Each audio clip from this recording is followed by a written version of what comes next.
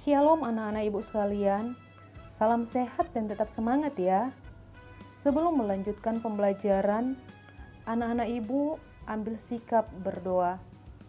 Kita berdoa. Terpujilah Engkau Tuhan Yesus yang senantiasa memelihara kehidupan ciptaan-Mu. Kami bermohon, tetaplah Roh Tuhan menopang hidup kami, untuk tetap berserah mempertaruhkan jiwa dan raga kami ke dalam tangan-Mu, dan berseru memohon belas kasih-Mu untuk memulihkan bumi ciptaan Tuhan, khususnya dari virus corona, sehingga kami bisa melakukan proses hidup kami seperti sedia kala, khususnya proses belajar mengajar dengan tatap muka di sekolah. Dalam nama Tuhan Yesus kami berdoa, amin. Anak-anak ibu sekalian, kita akan belajar dari bab 5, Allah memelihara ciptaannya. Adapun indikator pembelajaran yang pertama, mengakui melalui lagu bahwa pemeliharaan Allah terhadap manusia dan alam lebih kuat dari kecenderungan manusia untuk merusaknya melalui lagu. Yang kedua, menjelaskan konsep Allah sebagai pemelihara. Yang ketiga, menjelaskan alam ciptaan Tuhan sebagai wujud pemeliharaan Allah terhadap manusia. Yang keempat, menulis dan membacakan refleksi mengenai Allah memelihara alam. Yang kelima, merancang kegiatan memelihara alam. Untuk bacaan Alkitabnya, anak-anak ibu bisa buka Alkitab. Yang pertama, Kejadian 2 ayat 15. Yang kedua, Mazmur 104 ayat 24-30. Yang ketiga, Ayub 38 ayat 1-38. A. Pengantar. Sejarah manusia dan alam tidak terlepas dari campur tangan Allah. Ia menciptakan dan Ia memelihara, bahkan juga menyelamatkan. Setelah Tuhan Allah menciptakan langit dan bumi, Kejadian 1 ayat 1, Ia tidak meninggalkan dunia berjalan sendiri. Sebaliknya, Ia terus terlibat di dalam kehidupan umat-Nya dan tetap memelihara ciptaannya. Allah adalah Bapa penuh kasih yang senantiasa memelihara apa yang telah diciptakannya. Perhatian Allah terus-menerus atas ciptaan dan umat-Nya merupakan tindakan pemeliharaan Allah yang berlangsung sepanjang masa. B. Uraian materi. Beberapa bukti pemeliharaan Allah terhadap seluruh ciptaan adalah sebagai berikut. Yang pertama, Allah menempatkan manusia di Taman Eden dan menyediakan segala sesuatu bagi mereka supaya mereka dapat mengembangkan kehidupannya. Untuk menjamin keberlangsungan kehidupan manusia, Ia menugaskan manusia untuk merawat, menjaga, serta memelihara alam. Namun manusia memberontak dan melawan Allah. Yang kedua,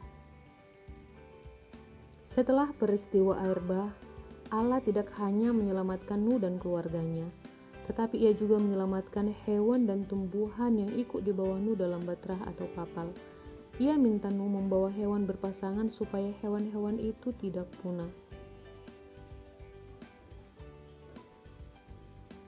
Yang ketiga, sampai masa kini kita dapat saksikan, meskipun ada bencana di berbagai tempat, namun kehidupan alam semesta dan manusia terus berlanjut. Namun kenyataan ini bukanlah alasan bagi manusia untuk terus merusak kehidupan sesama manusia dan alam lingkungan hidup. Justru kenyataan ini mendorong manusia untuk lebih menunjukkan tanggung jawabnya untuk menjaga kehidupan baik alam maupun manusia itu sendiri.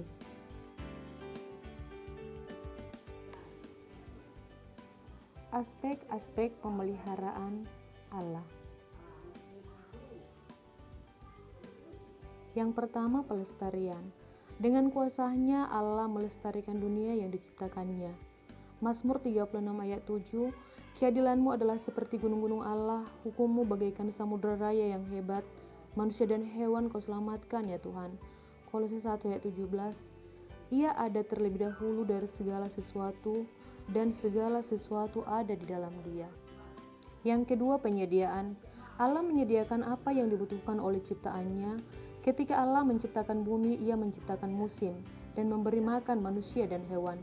Setelah air bah menghancurkan bumi, Allah memperbaharui janji-janjinya. Kejadian 8 ayat 22 firman-Nya, selama bumi masih ada, takkan berhenti-henti musim menabur dan menuai, dingin dan panas, kemarau dan hujan, siang dan malam. Yang ketiga, pemerintahan. Di samping pelestarian dan penyediaan kebutuhan ciptaannya, Ia juga memerintah dunia ini. Karena Allah berdaulat, peristiwa-peristiwa dalam sejarah terjadi menurut kehendak-Nya. Anak-anak ibu sekalian, kita akan melihat penjelasan bacaan Alkitab yang sebelumnya ibu sudah sampaikan. Yang pertama, Kejadian 2 ayat 15. Allah adalah pencipta segala sesuatu sejak awal kitab Kejadian. Fokus dari sorotan pernyataan terarah kepada Yang Maha Kuasa. Dia adalah awal, sang penyebab, dan sumber dari segala yang ada. Dia menjadikan segala sesuatu untuk memenuhi rencananya. Bagi segala zaman, semua yang diperlukan untuk pelaksanaan rencana ini diciptakan oleh-Nya dengan ajaib. Yang kedua, Mazmur 104 ayat 24-30.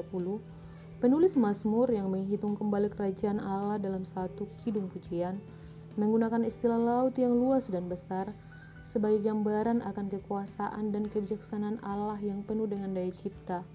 Tuhan memerintah segala sesuatu yang tidak terbilang banyaknya, binatang-binatang yang kecil dan besar yang menghuni lautan. Yang ketiga, Ayub 38 ayat 1-41. Ayat ini melukiskan rahasia dan kerumitan semesta alam sambil menyatakan bahwa cara Allah mengatur dunia jauh melampaui jangkauan pemahaman kita.